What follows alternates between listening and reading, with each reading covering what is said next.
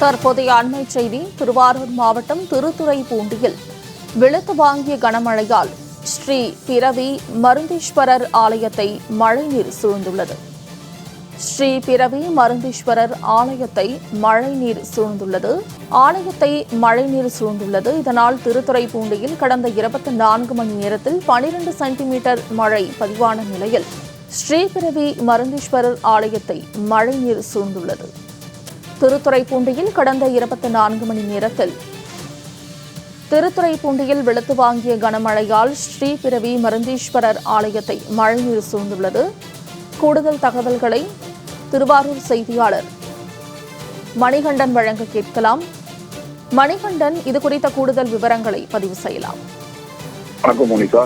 திருவாரூர் மாவட்டத்தில் கடந்த 3 தினங்களாக கனமழை வெளுத்து வாங்கி வருகிறது. குறிப்பாக திருத்துறைப்பூண்டியில் மழையானது கடந்த 24 மணி நேரத்தில் சுமார் 12 சென்டிமீட்டருக்கு மேல் மழை பதிவாகிறது. குறிப்பாக இன்று காலையில் மிக அதிக அளவாக 4 சென்டிமீட்டர் 2 மணி நேரத்தில் பதிவாகியது. இத்தகைய சூழலில் அப்பகுதியில் உள்ள புகழ்பெற்ற நோய்களையும் துயரங்களையும் தீர்க்கக்கூடிய அஸ்வினி நட்சத்திரத்துக்கு உரிய பரிகார ஸ்தலமாக விளங்கும் பிறவி மருந்தீஸ்வரர் ஆலயம் மிகவும் பிரசித்தி பெற்றது.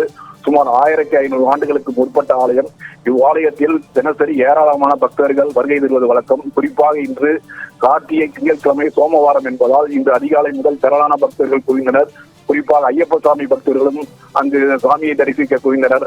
ஆனால் இன்று காலை பெய்த மழையால் குளம்போல் கோயில் வளாகத்தில் தண்ணீர் புகுந்தது. அனைத்து பிரகாரங்களிலும் தண்ணீர் 2 அடிக்கு மேல் சூழ்ந்துள்ளதால் பக்தர்கள் உள்ளே செல்ல முடியாமல் கடும் அவதியுற்று வருகின்றனர். குறிப்பாக இன்று கார்த்திகை சோமவாரத்தில் வழிபாட்டுக்கு வந்த பக்தர்கள் கோயில் வாசலிலே தேங்காய் பழங்களை உடைத்து அர்ச்சனை செய்து சென்றனர். கோயில் உள்ளே செல்ல முடியாததால் சாமியை தரிசிக்க முடியாமல் மிகுந்த மனவேதனை அடைந்துள்ளார்.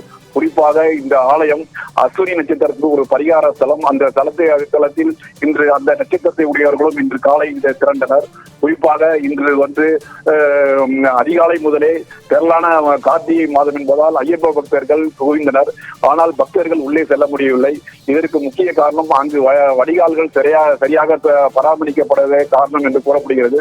உடனடியாக இந்து சமய அறநிலைத்துறைக்கு உட்பட்ட இவ்வாலயத்தின் அதிகாரிகள் உடனடியாக போர்க்கால அடிப்படையில் டீசல் இன்ஜின் மூலம் தண்ணீரை இறைத்து பக்தர்கள் வழிபடுவதற்கு உரிய வழிவகை காண வேண்டும் என்று பக்தர்கள் கோரிக்கை வைத்து வருகின்றனர். மோனிகா.